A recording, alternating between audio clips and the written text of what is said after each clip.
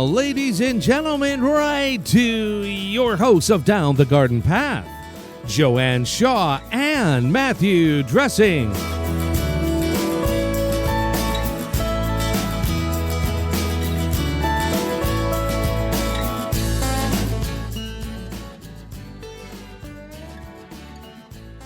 Hello and welcome to Down the Garden Path, where we discuss down-to-earth tips and advice while doing our best to help you seasonally manage your garden and landscape. I'm Joanne Shaw, owner of Down to Earth Landscape Design, and with me is my co-host Matthew Dressing. Hello, Matthew. Hello, Joanne. Good evening, everyone, and thank you for joining us. I'm Matthew Dressing, owner of Natural Affinity Garden Designs. As landscape designers and gardeners, we believe it's important and possible to have great gardens, which are sustainable and low maintenance, and we want to help you make it happen. That's right. And tonight on Down the Garden Path, we explore the world of Deutzias and Diervillas. How's that? The double D day. Woohoo! They are some gorgeous small to medium-sized shrubs with a lot to offer your landscape. So they're a little unknown, but lesser known, right? Yeah. So we're excited to do a deep dive, continuing with the Ds.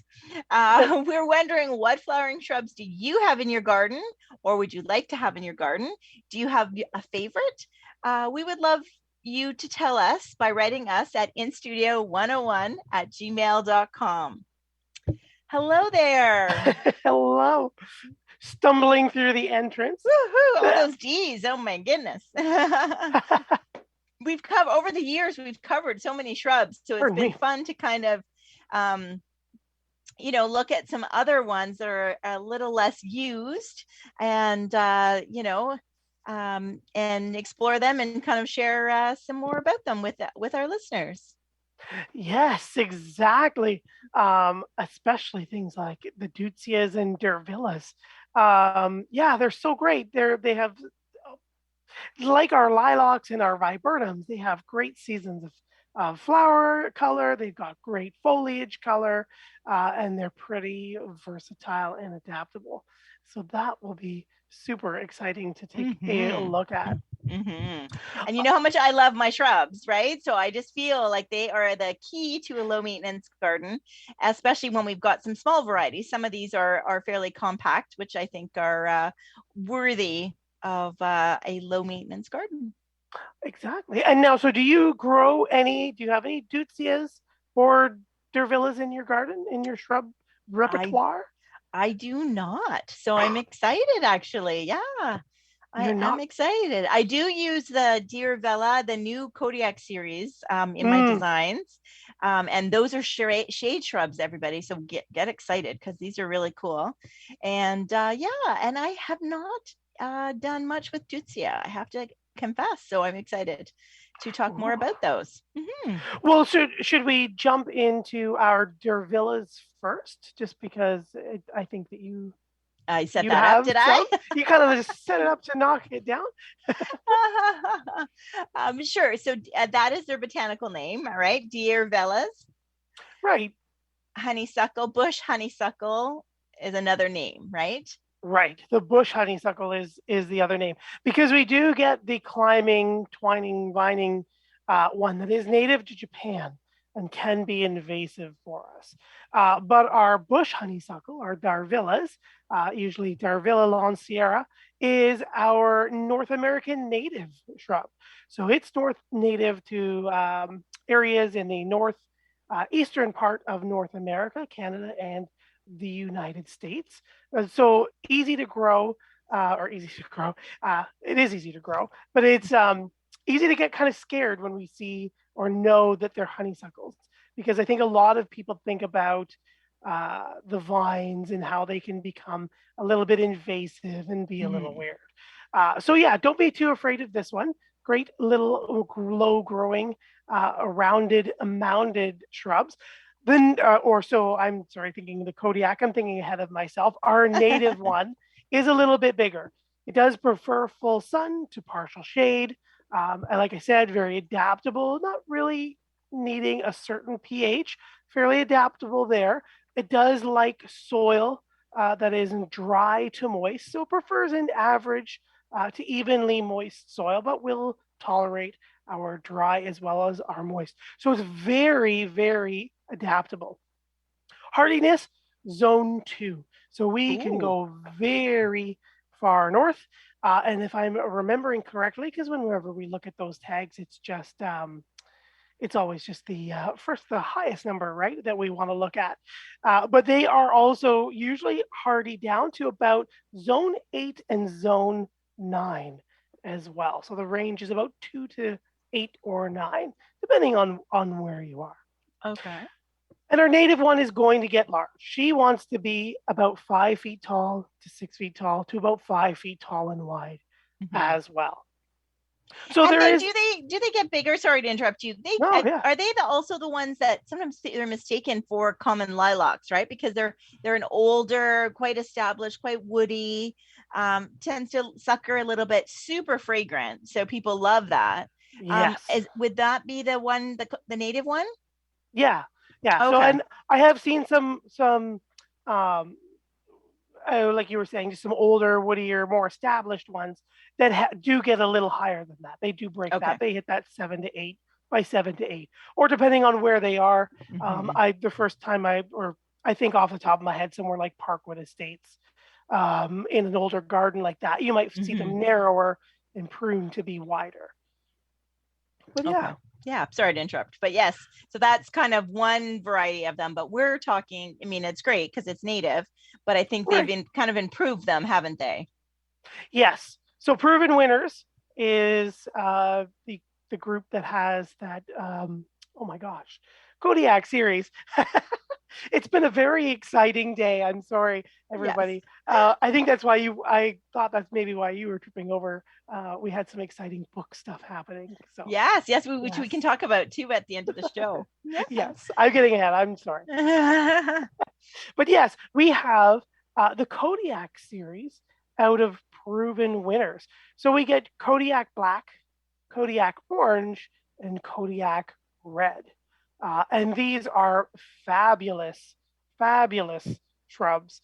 They're much smaller. They're usually about 3 by 3, 4 by 4 that you'll find. We can find these all in the garden centers. They've been out for a few years now. And I think a lot of people overlook them just because they're not familiar with them. So definitely take a look at that. But let's tell you about them. What one do you have in your garden? I don't have any of these, but I do use them in design. So no, it's okay. I love the one with the burgundy. So I think the black. Well, no. Is it the black? So orange, red, and black, right? Right. Okay. Yeah. So black has that beautiful, almost like, it reminds me almost of like a Weigela, like the wine series of Weigelias. They're so absolutely rich and dark. So basically what we see is that nice rounded multi-stem shrub with a dark burgundy to almost black foliage as it emerges. It will take up a little bit of green, and then she's going to flower nice little clusters of trumpet yellow flowers all on the ends of all the stems. And much like the Weigelias, I've found that these will bloom their main flush late spring, early summer. Okay. And then they will continue through the summer. I've seen them blooming coming into mid-August. I've been putting them out on the benches and seeing them out in gardens. The Toronto Botanical Gardens is one of the spots that I've seen one of the Kodiaks blooming in that one was about September, actually. Ooh. So they like to bubble up and they continue to cluster along. But I also find after that nice flush is done, in about early to midsummer, I find that the foliage really starts to take on some of its more color as well. So as we get into midsummer, the flower's done, we get some of the cooler weather as we move through the summer. That's when a lot of that really intense foliage starts to pick up as well. That is great. I think it's wonderful because I think it's kind of cool that they're yellow flowers too, don't you? So it's kind of unusual to have a yellow flower on that deep colored foliage, and the fact that they are that color and they grow in the shade. Yes, exactly. That's one of my favorite things about Kodiak Black is you do get that nice, rich burgundy on at the same time. Not as intense as in the fall, but you still get it that beautiful with that contrast, that nice yellow with that burgundy for sure. So it's one in the series. We've got black, but we've also got our red and our orange as well. So much like it kind of sounds, they have red and orange as their other colors. However, so starting out in the spring, they tend to emerge with some of that new growth, and then they go into a nice chartreuse to dark green as it ages. So we'll get a little bit of that color. We fade into some of that medium green to that dark green. And then again, we get those nice yellow flowers in late spring to early summer that all cover all of those tips. What's nice about orange and red as well is we also get some of that nice stem color in it as well, especially with the orange and our reds having more of the green foliage predominantly through the growing season and before and shortly after it flowers. So you get that nice contrast as well. So you get that nice depth. Yeah. Deer resistant and drought tolerant. So they're pretty good, once established, of course. Yes, everything that tolerance usually comes when it's nice and established for sure. Yeah.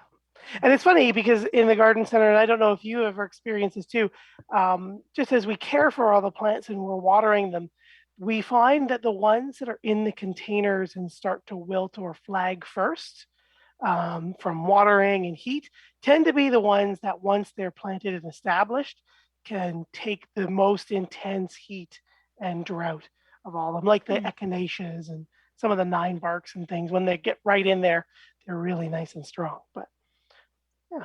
Okay, interesting. Yes, no, I have not noticed that connection, but that's okay. I wasn't sure. Yeah, no, that's all. Just this foliage. So, and should we spell it for everybody? I know it'll be in our show notes, but I do want to say it's Diervilla, Diervilla. So it's kind of an interesting. It sounds like a Disney villain. Right? It does, though, doesn't it? Yes, yeah. That's exactly what I had thought. Yeah, trying to pronounce Diervilla, like Cruella. Yeah, like Cruella. Exactly. But yeah, I think they are definitely underused, and I know myself the Kodiak series has grabbed my attention, and that's something I've been using a little bit more because shade gardens can be challenging, and it is more about the foliage and the textures. So mixing, the black and the orange with like a Sun King Aurelia with the chartreuse foliage and the Japanese bloodgrass, you can really have a big impact in just the foliage. And then those orange flowers or yellow flowers are just bonus. I agree. And that's what attracts me to the Kodiak series and the Diervillas as well.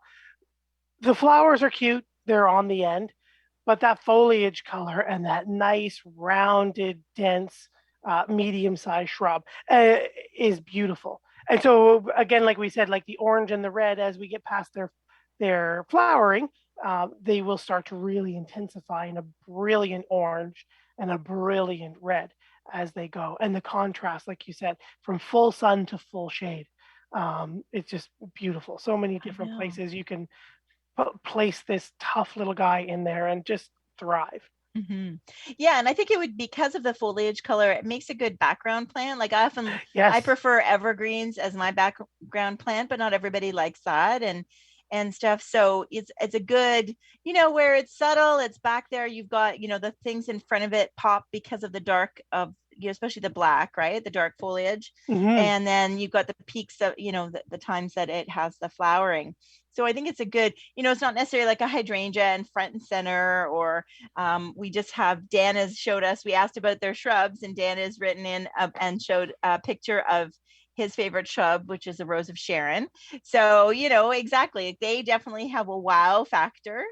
especially late summer. That's my one downfall with the Rose of Sharon is like it's nothing for many months, and then poof, it's amazing in August, right? So so that something like the Diervillas are kind of there. They're right there right off the get-go of the season, and then they are just I don't know what the word is, like I guess just reliable and consistent. Those are good words for it. They're just they're adaptable, they're consistent, and they're reliable to give you those almost 3 seasons, I guess, of that beautiful color and that change in the landscape. Just looking at Dan's photo too, the Rose of Sharon, they tend to have that nice lower vase shape, or they get a little bit bare at the bottom. So if these would be great just around the base, 3x3, 4x4, in a larger landscape, just kind of hide that weirdness along the bottom as well. Yeah, thanks, Dan. Thanks for sharing your photo. I was just thinking, is this one of our first photos, Dan? I think so. Is Dan the first, or I know. I don't know. We need more photos, everybody. Kim has written in. She says her favorite is crepe myrtle. Are you familiar with them? Oh my goodness, I love them. But we cannot grow them here, unfortunately, Kim. I've seen them in the U.S. when I've done many of a garden tour, and they look so much like a bush honeysuckle or a lilac, right? They look that woody and hardy, and like I don't understand why they can't grow here. But climate change, they could be here before we know it. Who knows? But I just think they're stunning. So you're very lucky, Kim, if you get to have one in your garden, because I think they're really cool. Yeah, Kim, where are you from? Because they are stunning shrubs, most certainly. And like you said, climate change, and people are always trying to breed new plants. Breed versus genetically modified. There's a distinction there, but breed new plants and make them hardier and tougher and give them different colors. So yeah, Kim, if you're up here in the north with us, we might see it soon. Yes, very interesting. So they have cool bark too, which I always love. I love having interesting bark on my trees and shrubs.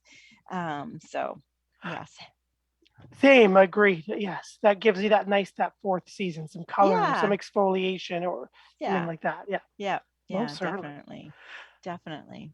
One thing we haven't mentioned about our I guess we have mentioned the zone of our Diervillas, didn't I? I think we started with that. Our 4 and our Kodiak series, is about 4 to 9.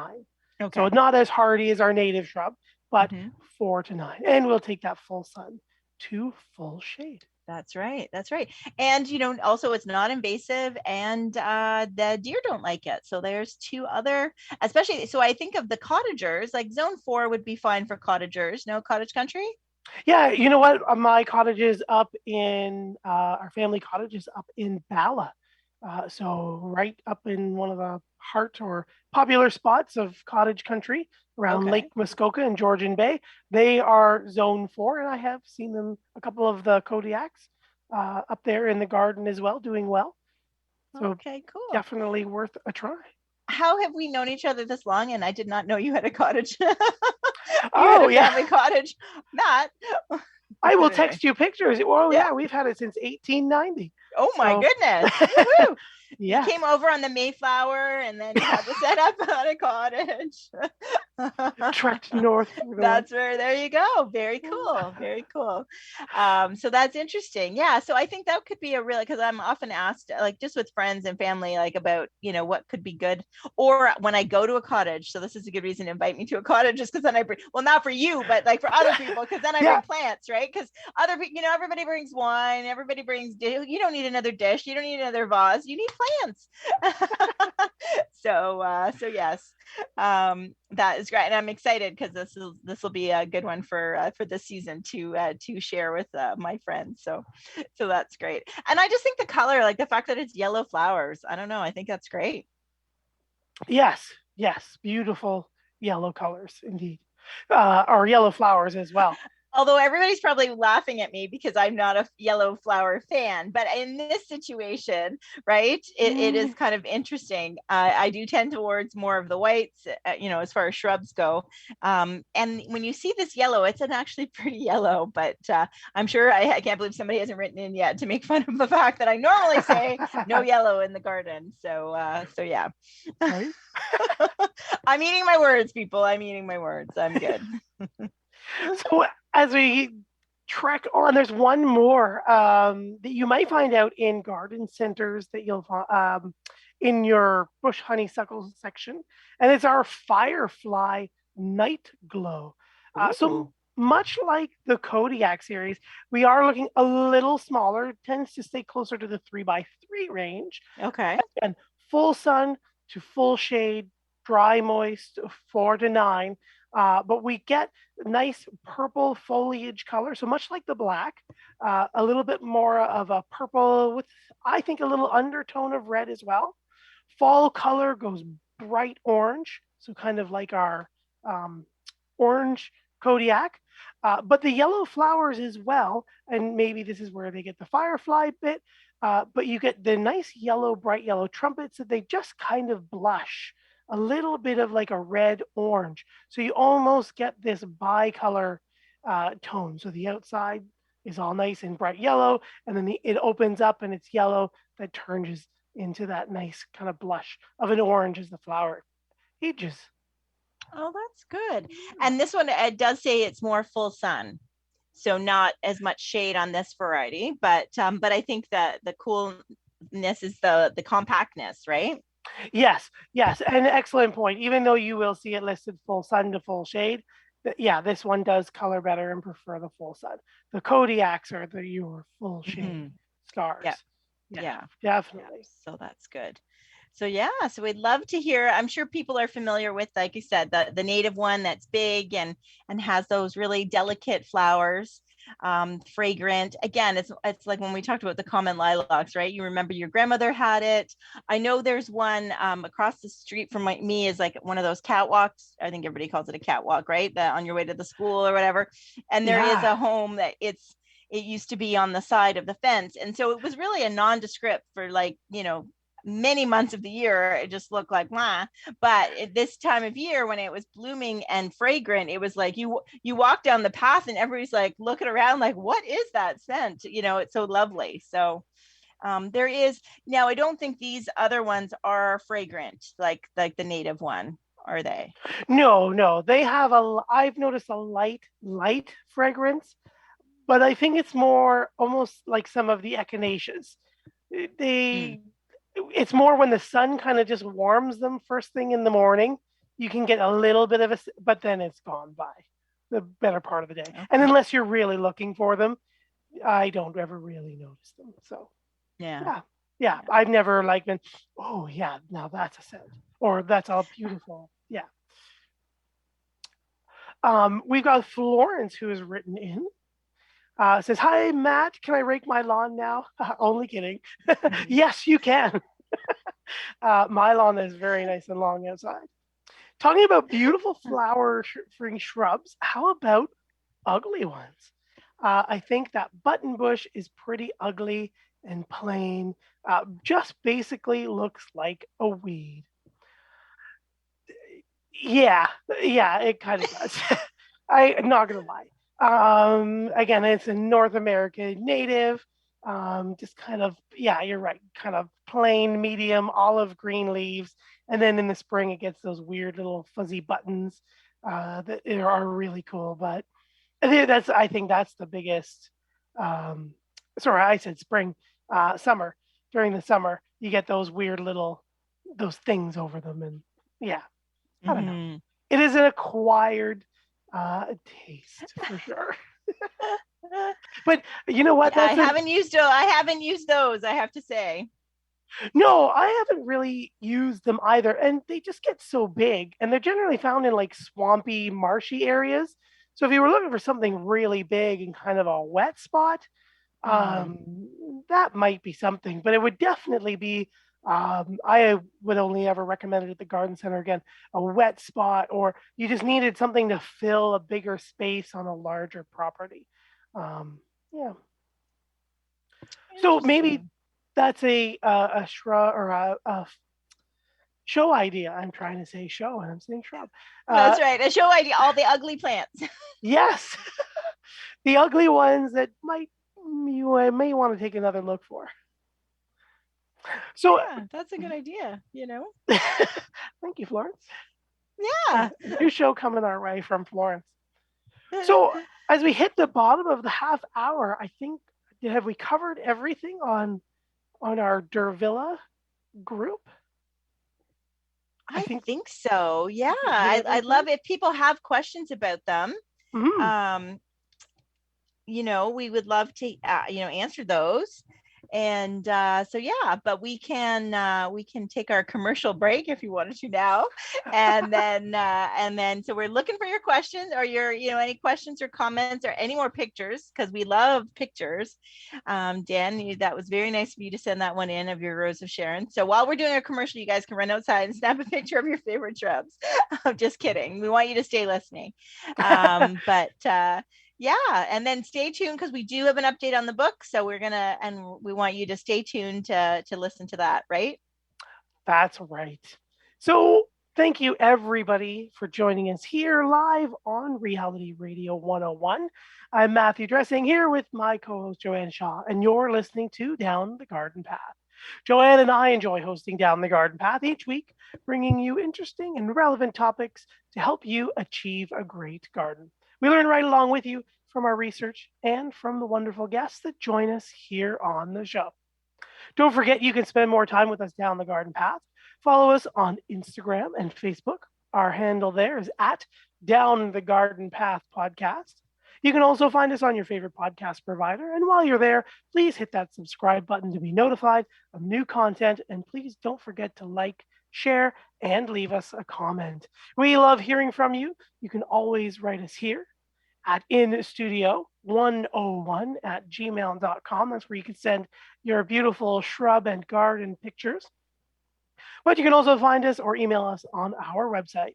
You can find Joanne at www.down2earth.ca and myself at naturalaffinity.ca. So we talked about one of our first two groups of shrubs, our Diervillas and our Diervillas. Our second group is going to be our Deutzias. I always feel like I'm calling the shrub a ditz or some kind of inappropriate name, our Deutzias. Unlike Diervilla, who goes by bush honeysuckle, and Diervilla being the genus. Joanne, maybe you have heard something, but I have not heard of another name for Deutzia. Deutzia is one of those shrubs that have its genus is also its common names. It's Deutzia. Yeah, you're right. There are a couple of I always forget in the botanical name. There's a few different. Was it hybrids? There's some different hybrids, some cultivars, some different cultivars. Yes, but yeah, it's called Deutzia. Kind of like hydrangea is called hydrangea, right? Yeah. That's a perfect. Yes, I should have followed up with that one. Yes. Hydrangea. And I was wrong because you had asked me what I had in my garden, and I forgot that I have been using the the Yuki cherry Deutzia, which is a new one. I've been using that in a lot of designs, and I actually planted one in my garden this year. I actually tripped because it's kind of low and spreading, and I kind of tripped over it as I was pruning my oak leaf hydrangea stems yesterday. And I was like, what is this? And I'm like, oh yeah. So there is a Yuki series, which we'll talk about in a minute. So yes, so I take that back. I do have a Deutzia in my garden. And I'm excited to see how it does. Yeah. And so how long have you had it planted? Just planted it last season. So this will be its first season in my garden. yeah, so I'm looking forward to it. I have put it in other people's gardens. It is a different, because it's kind of a very, we can start with talking about that variety because it is new. So Yuki, the cool thing about it, if anybody wants to Google the photo, is the Yuki cherry and Yuki snowflake. The flower is very similar to Japanese cherry trees, right? Yeah. The little pink flowers. And so they bloom June-ish, like they wouldn't be blooming yet, right? Right. And from my experience, they bloom actually a pretty good amount of time. Yeah, they'll bloom pretty solidly and quite fully. Yes. Even in a garden center for like a good two weeks. Yeah. And then they'll do even more so once they get nice and established and in the garden. Mm-hmm. And I don't know about the white one, but I know the pink one, the foliage goes red in the fall. So I love me a shrub that does, one shrub does two things. I'm all over it, so that's what Proven Winner shows me. That it shows me a one shrub that does, which is another reason to like the Diervilla, right? It does two things. It has really interesting foliage, and then it does have a flower. So I love that. I think that is one of the biggest keys for me to a low maintenance garden, because you can have more of the same shrubs and more of the same plants that have bigger impact, and it's less maintenance because you're not constantly, when you've got a garden of 15 different things, that's a lot of work to remember. When do I trim this? When do I divide that? When do I cut this back? That's a lot. So if you really want a small, especially if you have small space, really picking that 4 or 5 different things that you love that give you a variety, I think is really key. And that's what I think about as a designer, especially in small spaces, right? You want the biggest bang for your buck. So I'm excited about the introduction of the Yuki cherry, Deutzia, and the snowflake. I got attached to the pink one, and I'm not even a lover of pink. But I know they've subbed the white a couple times, and I'm like, because I've already got white. Usually with the hydrangeas and many other plants, right? You've got white in the garden, so that little pink is pretty. Does the white one have foliage? Do you know if the white one turns foliage color as well? Yeah, so the white one also goes a beautiful red color yes, for our my fall. notes. Yeah. Yes, for sure. So we have the Yuki snowflake, and then we have the Yuki cherry blossom, or I usually just call it Yuki cherry or cherry blossom Deutzia. So one of those words get dropped. But they are full sun to partial shade, and I find that the foliage fares a little better when they have a little bit of protection from the harsh afternoon sun, especially if you're in a drier area. They will tolerate that dry to moist, but I have seen, especially in containers and some just all day sun, the foliage does start to bleach out a little bit. They do have a nice, rich, pointy, medium dark to dark green foliage, but I see sometimes it just gets a little lighter in the full sun, or bleaches a little bit. And that's just maybe just in my experience and where I have seen it. But these are beautiful. Mounding, arching shrubs, very elegant and soft looking, great, like you said, foliage and texture to it, growing about 2 feet tall to about 2 feet wide. I've seen them a little older, get to about 30 inches, so a few more inches wider, and maybe a couple inches taller, but they're fairly compact and dense. And then once they bloom in that late spring, early summer, and just cover themselves in those flowers, it is a showstopper. It is a showstopper. The difference, like you had mentioned, our Yuki snowflake tends to be fairly pure white, but the back outside of the petals also have just a sliver of pink blushing from where she opens, where she attaches to the stem, but for the most part, she's white. And you'll see when you look at her, she'll be white. But if you get up close, there's a hint of pink. And then when you do have the Yuki snowflake or Yuki cherry blossom, they do have definite bands of brushes of nice pink on the outside of those petals, and then kind of a pinkish white on the inside as well, on the inside of the flower. Excellent. Yeah, that's great. Well, I'll let you know, because guess where my Deutzia is planted is in my hot, dry area beside my driveway. So I'll let you know if the leaves go light green. We'll have to do a follow up and see how they do. See how it does. So I'd love to see how it goes. because even the one that I have seen were on the edges of gardens. They weren't far away from, like there was a sidewalk or a road or a driveway somewhere nearby, like within 10 to 15 feet. But the garden was fairly dry.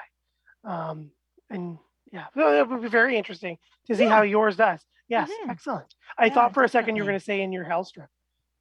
Yeah, no, well, I mean, all my garden is kind of my house strip, so yeah, it's kind of that area. So, so definitely. So, and I would like to put in a couple more. So it because I like that idea of the spreading, like not having another big thing, but I am kind of running out of room.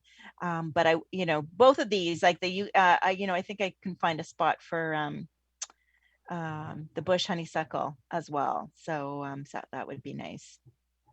Very, very nice. Yeah, for sure.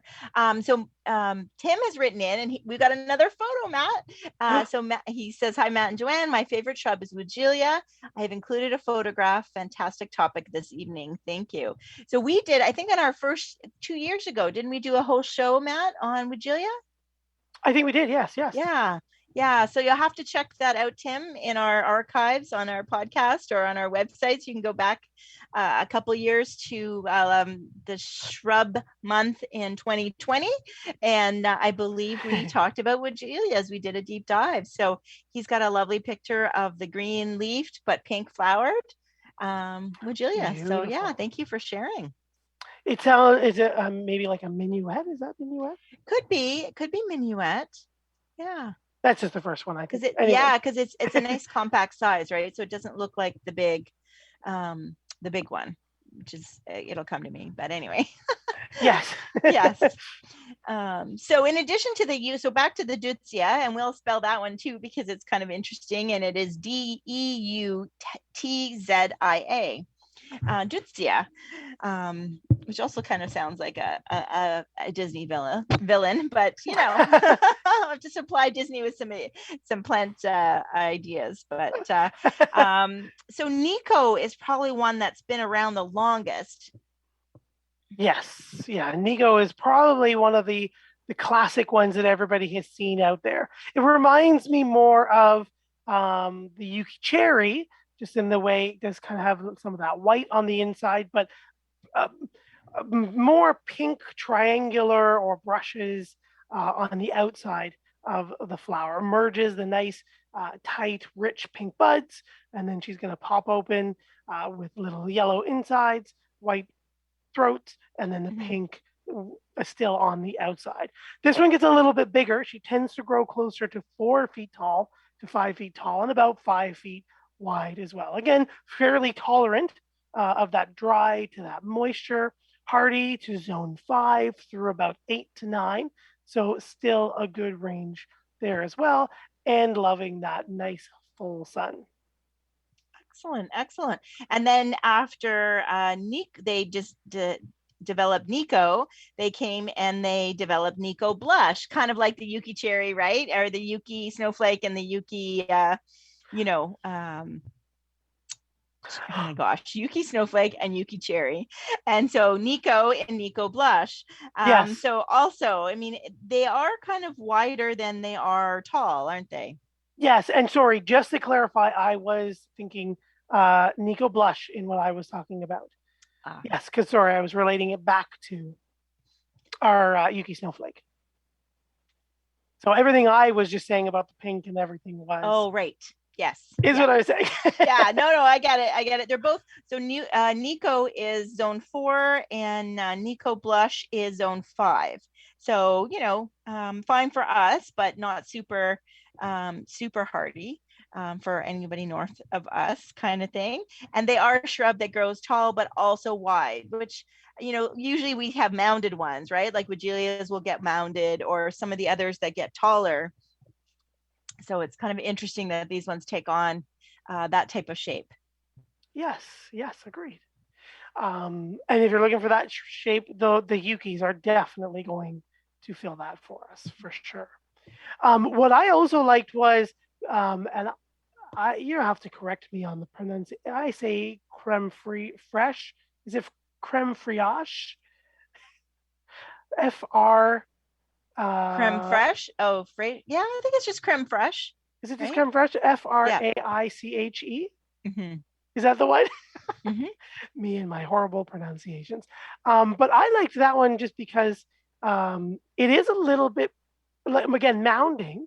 So we're going to see about 2 feet tall, but we're going to also see about 2 to 3 feet wide. Zone 5, we're going to have white flowers in the spring on green foliage, but the foliage is also variegated. So we get kind of a nice, I hate to say euonymus because euonymus pick something else. But everybody catch that? No. You have to repeat yourself. So Matt and I both, you taught me that, and I say that all the time. So euonymus, that's what it's called. But Matt and I, or Matt's term is euonymus pick something else. Yes, everyone just kept returning them at the garden center. They just get scale, and they just, unless you're really keeping them, I guess they have their place, but I say must pick something else because there are better plants. Yes.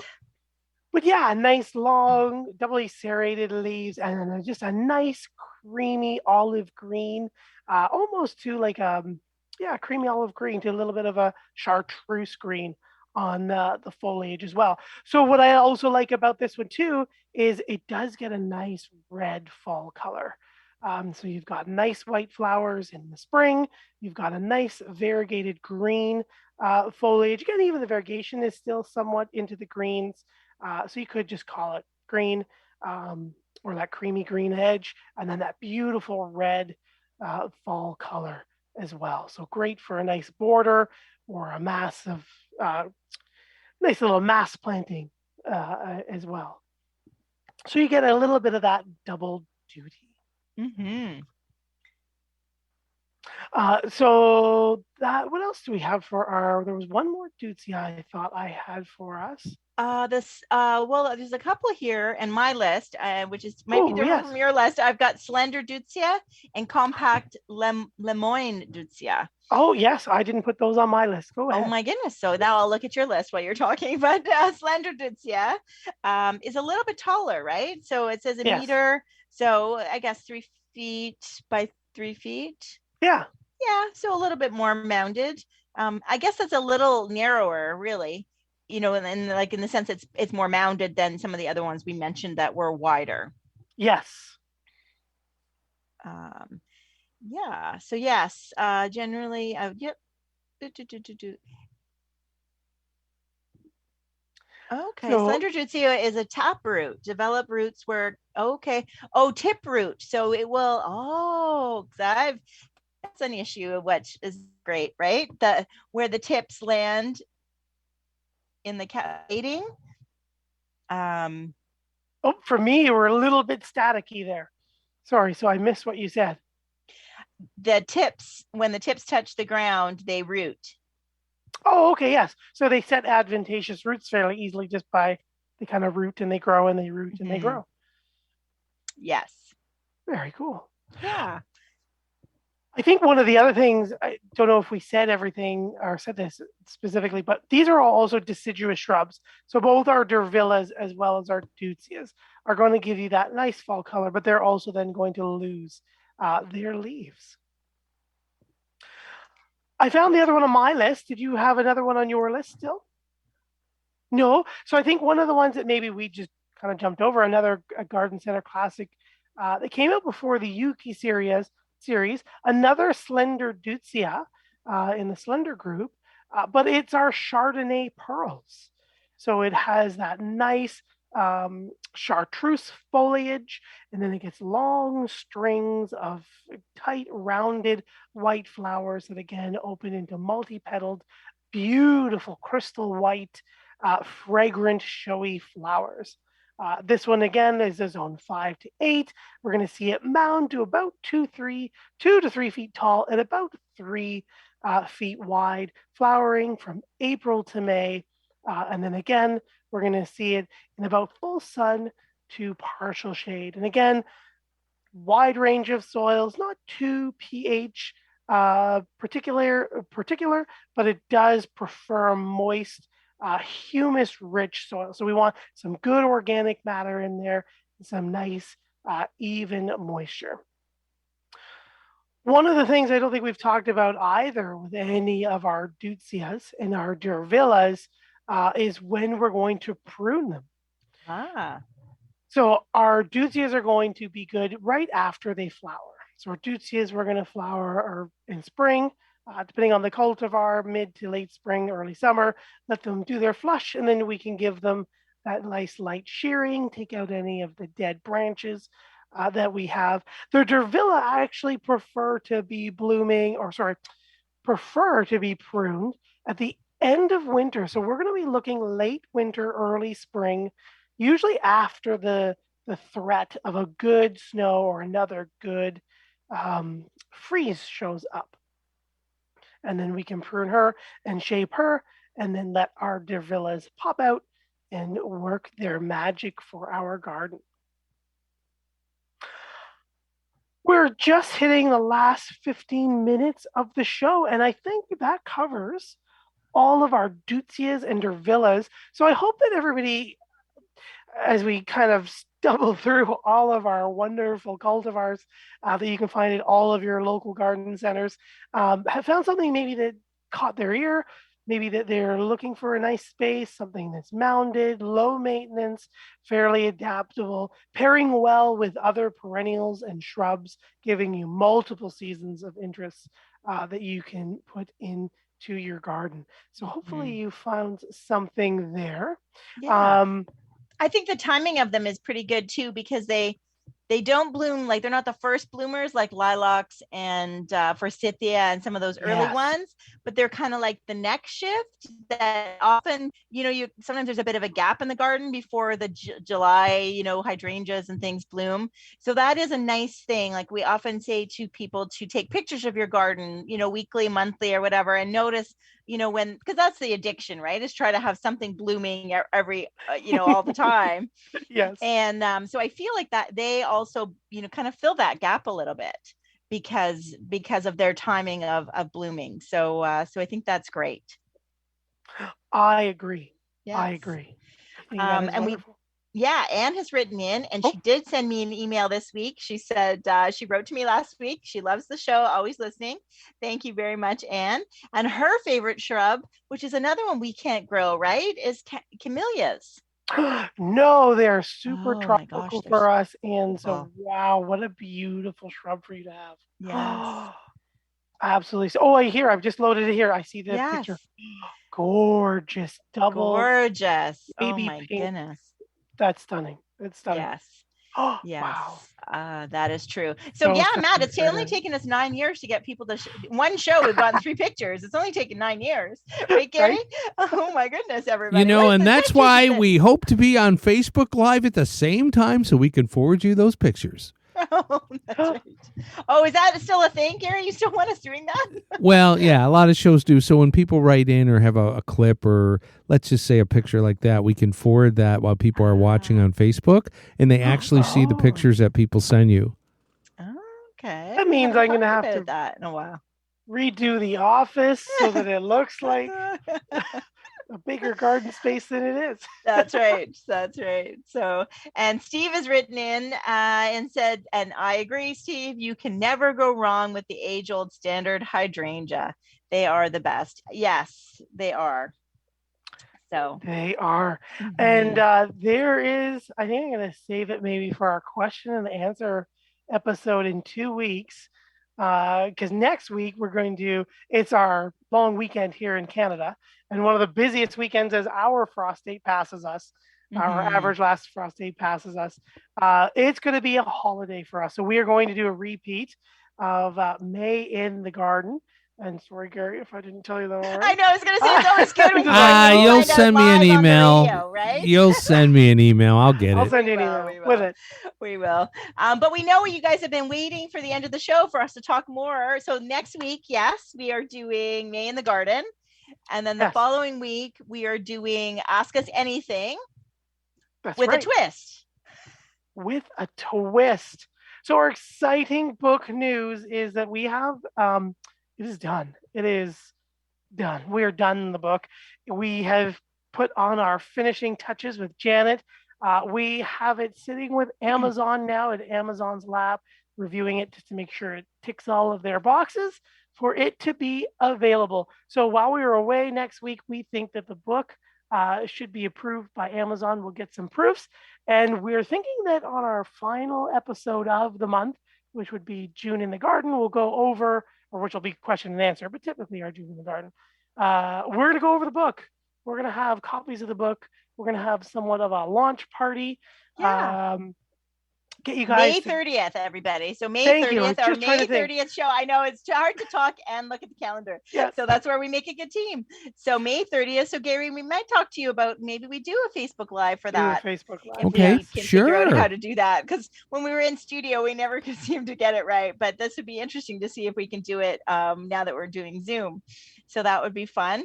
But yeah, we figured you guys are going to have or Ask Us Anything question shows are very popular, because there's always lots of questions that you have about, as much as you like our theme shows, we do know, and that's why we tried to break up the theme shows with those Ask Us Anything shows, because we do know you have questions for what's happening in your garden and what you want to do and the timing of everything. And that, so many of our answers are now in our book. So we want to be able to kind of tell you both about, tell you more about it and where you can get it. And right? That's right. So have a little launch party, and hopefully you'll pick up a copy and leave us a review. And I think we're going to set up some giveaways and share some new plants, etc.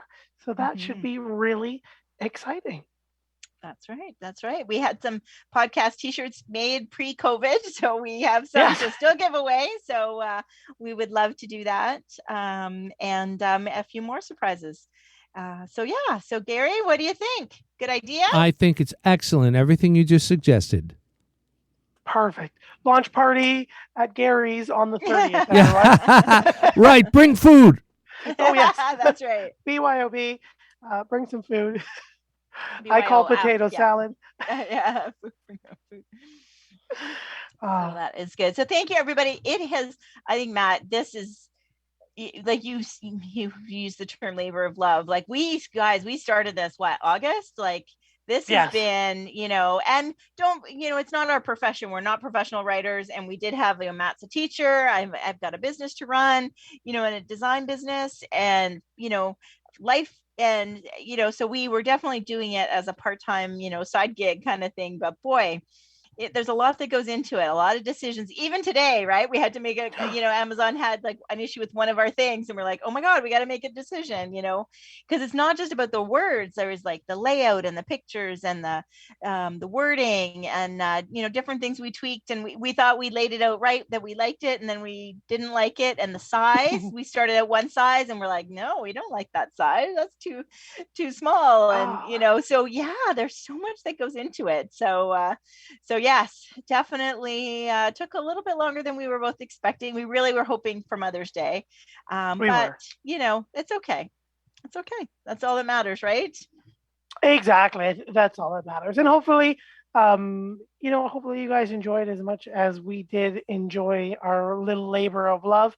I think the greatest challenge with the book, besides, like you said, we were doing so many of our own other things, being our little side project, is there's so much great information that we would love to share with you, and we come up with a podcast. And I think some of it was, we found that it was such an easy way to go into a rabbit hole of, well, if we talk about this, we should talk about that, because I can just hear our listeners already writing it in, Matt and Joanne, so what about this? Yes. Yeah, that's true. And I think I do want to, this is something we'll say over and over again too, is that there's many ways to do something in the garden. Yes. There's many historical ideas, ways people have been doing things for years. There's new ideas. What works, you can just look at a Facebook group when one simple question has 132 responses, which blows me away. There's many ways to skin a cat kind of thing. So these are our best practices, things that we've learned in our education, in our businesses, in our own gardens. Yeah. Matt, from the patio, or from your balcony, also from Nana's garden, you did a lot of gardening there, right? Remember Nana's garden? And I know. And so it's not the only way to do something, but that's just kind of and that was hard, right? Because there are many ways to do something. So that was another thing. It's like, how many chapters and how many points can we make? So that's, that was part of it. And our hardworking editor / publisher, shout out to Elwyn Press, yes. Janet, for doing that for us. And so we're excited, nervous, but excited. Nervous and excited, yeah. But yes, exactly. Ellen Press and Janet, I think the book looks fantastic, and I think you guys will be quite impressed as well. So yes. Well, look at this. I think are we pushing? Are we looking for something to say for the last 3 minutes? I know. No, it's okay. Yeah. I mean, designs are, it has been an interesting spring. We did get a bit of rain here today, so that was nice. Yes. Thank you. We did need some rain, but, and things are a little bit behind. So if that is something, people are worried about their roses. Roses seem to be a little bit behind. A few other things are a little bit behind, so don't rush it. Don't worry. Just be patient. I mean, we did have one good week of really warm weather, which was great. This week's going to be a little bit cooler, for the most part. I know people are in different areas of the world kind of thing, but be patient. So don't dig things up too prematurely. I know I did a video on our Instagram about like the Japanese forest grass versus the Japanese blood grass. And I'm going to do a follow-up one because, my forest grass was starting to green out, and there was no sign of red at all on my blood grass, like in the same garden, very close to each other. And, and everybody's always like, oh my God, it's dead. And it's like less than a week later, there it is, it's growing, Yes. So that is something, please. And you and I both know from our experience at the garden centers, right? It's so sad to see people digging up their rose of Sharon, digging up their hibiscus, digging up their hydrangeas, digging up their ornamental grasses, all the things that bloom. They need heat. They need consistent heat, especially night, because sometimes we've had warm days, but they've been still cool nights, right? Yes, so that affects them. So that's just one of the timely things. And I think something I've seen, on social media, and lots of people asking about the roses dying and hostas. Even people are saying their hostas are dead. I'm like, no, I think it takes a lot for your hosta to die. It's just the ground is still cold, and they haven't come up yet. So if you've got something in your garden you're a little concerned about, please just give it a week or two, and I'm sure it will be fine. So I'm very good at killing time, Matt. I can always come up with. You are definitely, I think, the conversationalist between the two of us. Well, you're the facts and you're the science, right? So I was thinking about this today when you were talking. I feel like I'm the color commentator, like in sports. I know you're not a sports guy, but there's like the play-by-play guy, and then there's the color commentator, and you are play-by-play. You are science, and I get to be color commentator. Now, in sports, I hate the color commentator guy. I want him to shut up because I just want to listen about the game. So I don't know what our listeners feel about that. And my sports analogy. I always manage to get one in a couple times a month, right, Gary? To talk about sports. Yep. Thank you, everybody. Yes, that wraps up another show here on Down the Garden Path on Reality Radio 101. Don't forget, next week is a repeat show. Everything you need to do May in the garden, followed by our question and answer period on May 30th and our book launch party, fingers crossed, and we hope to see you all then. Until then, thank you, everyone. Enjoy your evening. We'll talk soon. Thanks for tuning in Down the Garden Path here on Reality Radio 101. Thank you for listening to Down the Garden Path with your host, Joanne Shaw and Matthew Dressing, right here on Reality Radio 101.